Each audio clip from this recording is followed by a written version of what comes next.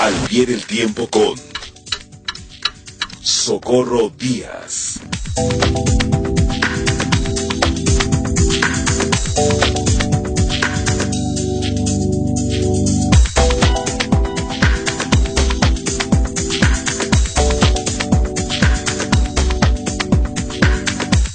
Hola, querida Socorro, ¿cómo estás? Buenas tardes. Muy bien, Adriana, buenas tardes. Aquí a larga distancia Sí, y caray. al pie del tiempo. ¿Ya cuántas semanas tú? Muchísimas, ya no las quiero contar. Ya perdimos la cuenta, me quedé en 12, pero cuando yo todavía transmitía de casa hace un mes. Así es. Fíjate. Y lo que falta. Y lo que falta, así es, señora. Adriana, A pues ver. mientras te oía hacer la síntesis informativa del noticiero de hoy, me sonreí con cierta ironía porque concluí de manera rápida que la crisis sanitaria es el motor de la mayoría de las notas informativas. Sin duda, y lo sabes tú que eres una gran periodista. Por más diversas que sean, Sí. Tienen un motor común. Sí. En fin, cuando se trata de decidir y aplicar políticas públicas, los responsables del gobierno, sea en el caso de México, federal, estatales o municipales, deben tener claro que los errores se pagan y los aciertos quedan registrados. En México, como en casi todos los países del mundo, se han cometido desaciertos y creo que se están programando algunos aciertos. Los gobiernos que en un principio no le dieron importancia a la epidemia que nos ha alterado todos los órdenes de la vida y aplicaron medidas insuficientes están registrando problemas mayores que aquellos, muy pocos, que tomaron las cosas en serio y voy a insistir con criterios científicos hasta donde la ciencia médica ha podido orientar frente a un virus nuevo y mayormente desconocido.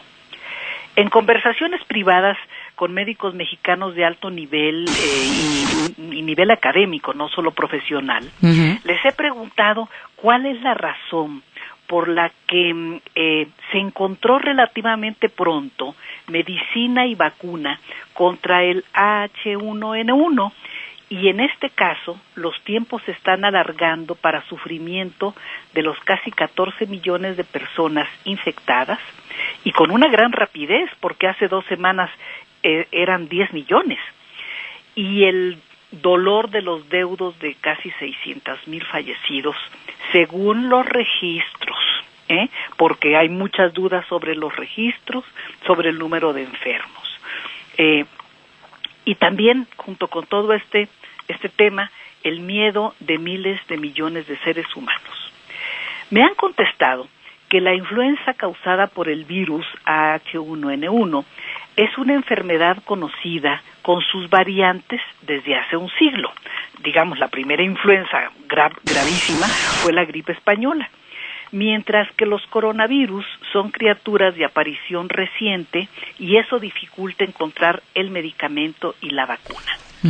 Cuando se encuentren, la batalla será por los precios de las medicinas y por la resistencia o aceptación de miles de millones de personas a ponerse o no, a vacunarse o no.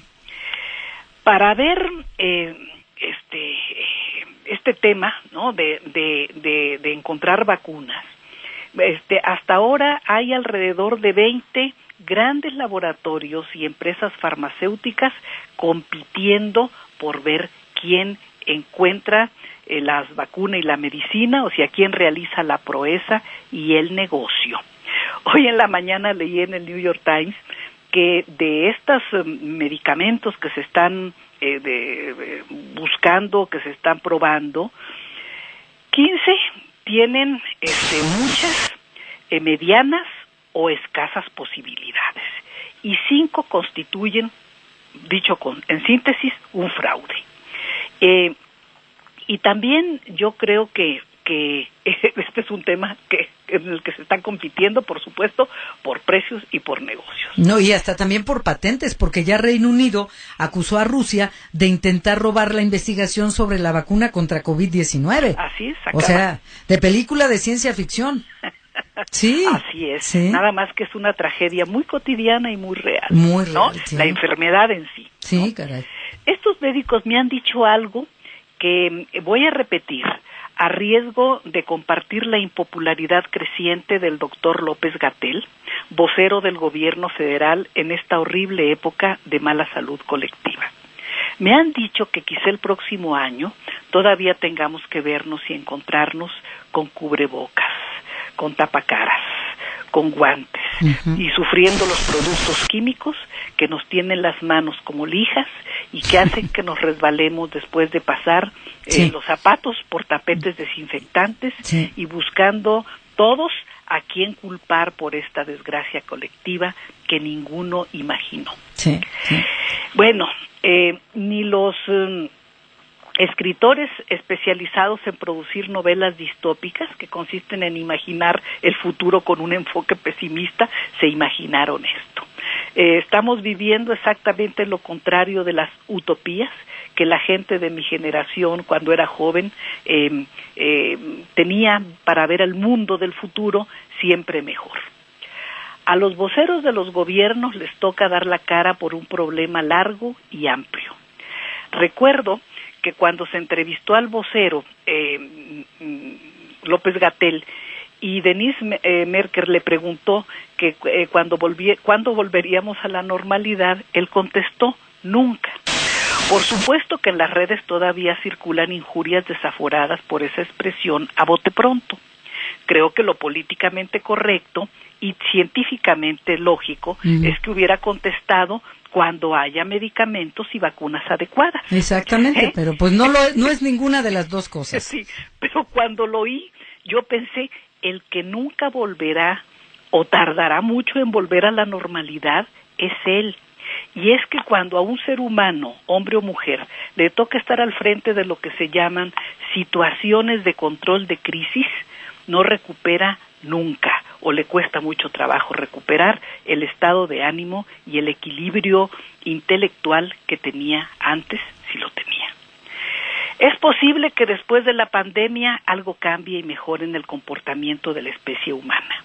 Espero, por ejemplo, que gobiernos, sociedades, empresas, organizaciones de todo tipo y la gente común pensemos a fondo si el medio ambiente planetario puede resistir el crecimiento demográfico exponencial que se ha registrado en los siglos XX y en lo que va del XXI, que pasamos de casi 2,000 millones a 7,500 millones de seres humanos sobre la Tierra, ¿no?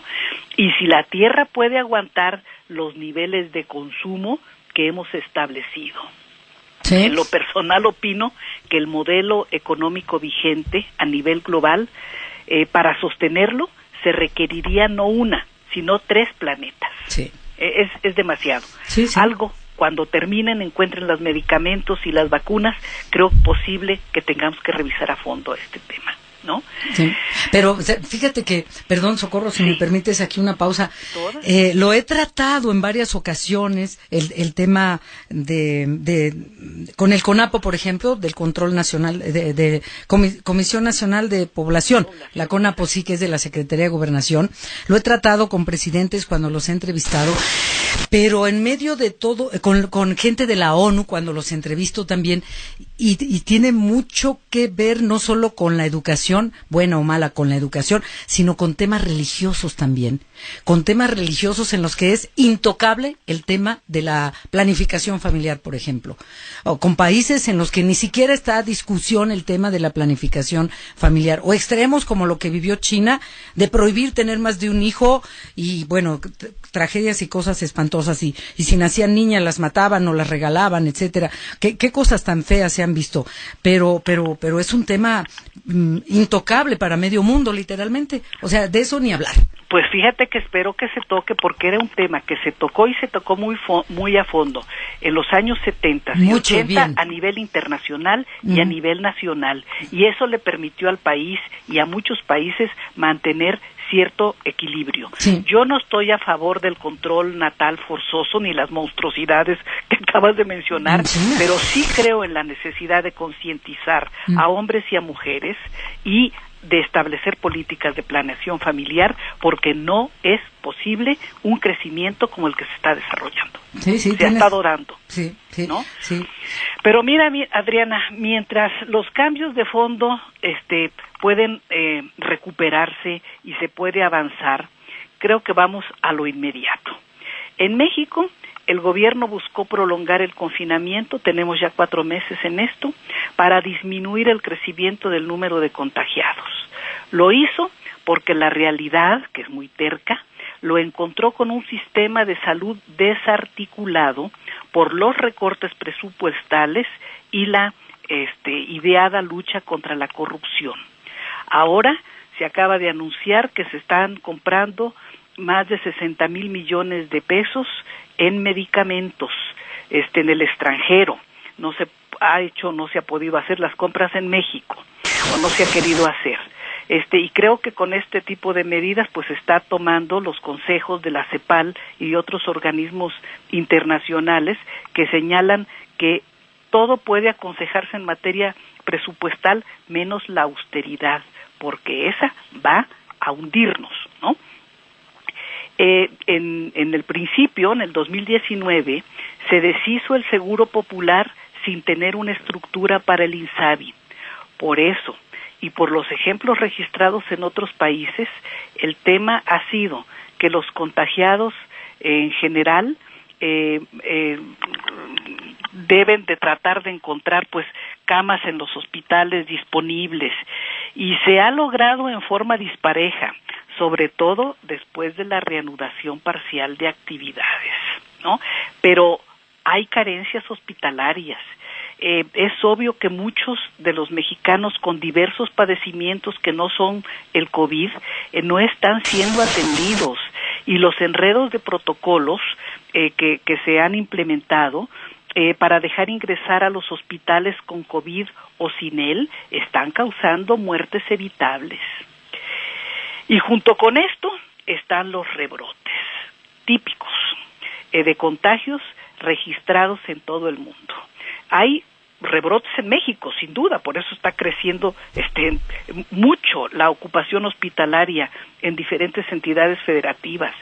Y en el mundo, mira, pongo yo nomás 2 ejemplos. Uh-huh. En India volvieron a confinar con toque de queda militar a 130 millones de personas. Uh-huh. En España. Más que toda la población de México. Y exactamente, Cierto. En España, sí. En Cataluña, sí. Volvió el confinamiento. Uh-huh. En Estados Unidos, uh-huh. El país más afectado del mundo, ha vuelto al encierro, el encierro en varios estados, sobre todo del sur. Ironías de la vida. Celebramos ahora el cierre parcial de la frontera con ellos, porque pues tenemos más riesgo nosotros Cierto, que ellos. No vengan. Sí, no, qué cosa tremenda, es al revés. Ahora es el mundo alberres. Exactamente. El mundo alberres. Al revés. Sí. Bueno, la estrategia de disminuir el ritmo de contagios ha servido en la realidad de errores y desaciertos para no vivir días como los primeros que vivieron en España, en Italia, en Estados Unidos y muchos otros, en los que habilitaron hasta hoteles para meter enfermos. Dejaron morir a miles de ancianos en los asilos a sabiendas de las autoridades, o tiraron los cadáveres en las calles, ¿no? Pero bueno, hoy en México, con la reanudación de actividades sin planeación ni coordinación entre los 3 órdenes de gobierno, se ha logrado que entidades, digo entre comillas logrado, como Nuevo León o como Tabasco, estén rebasadas en cuanto a capacidad hospitalaria, y otros estén al borde de su capacidad para atender a infectados por la epidemia. A mi juicio, coordinar las tareas de salud sin mezquindades políticas y electorales, con el propósito mayor de salvar vidas de mexicanos, es una responsabilidad prioritaria del gobierno en todos sus niveles. Esa debe ser la actitud y la estrategia. Las tácticas deben ser regionalizar y focalizar las acciones preventivas. Por eso quiero decir que, a mi juicio, son ejemplares las políticas aplicadas en la Ciudad de México. No en balde la jefa de gobierno estudió física. es científica, tiene pensamiento científico, exacto. a localizar, señalar y aplicar medidas preventivas en 34 de las colonias de la ciudad que más contagios registran, a fin de frenar la transmisión sin paralizar a la ciudad entera. Uh-huh. También lo está haciendo el gobierno de Quintana Roo. Allá cerró una parte de la entidad, creo que la parte sur, y mantiene semiabierta otra región. Y no sé si escuchaste en el resumen, pero ya también el gobernador de Quintana Roo acaba de anunciar que dio positivo a COVID. Bueno, es que las aperturas sin planeación y sin coordinación son riesgosas, ¿eh? Y lo que necesitamos es regionalizar y focalizar donde mayores contagios se estén dando, aplicando políticas preventivas concretas y masivas, que es lo que necesitamos. Yo creo que así lo deben hacer los gobiernos de todo el país. Las claves son coordinación y reconocimiento de que vivimos en lo social, en lo económico, un país desigual, complejo y con diversidad política, porque son muchos los partidos que gobiernan las entidades federativas y los municipios, ¿no? Uh-huh. Creo que no puede estar todo detenido, pero tampoco se puede permitir un remolino de contagios. Uh-huh. No se puede tratar igual a los desiguales, ni pretender que un solo criterio se aplique en condiciones tan diferentes como vive México. Entonces, mi conclusión es: necesitamos regionalizar y focalizar las acciones preventivas en esta circunstancia. Sí, si no, no vamos a salir. No. Y tendremos más decenas de miles de muertos. Tienes toda la razón, Socorro, muchísimas gracias, un abrazo, gracias como siempre. Gracias a ti, hasta luego. Hasta luego.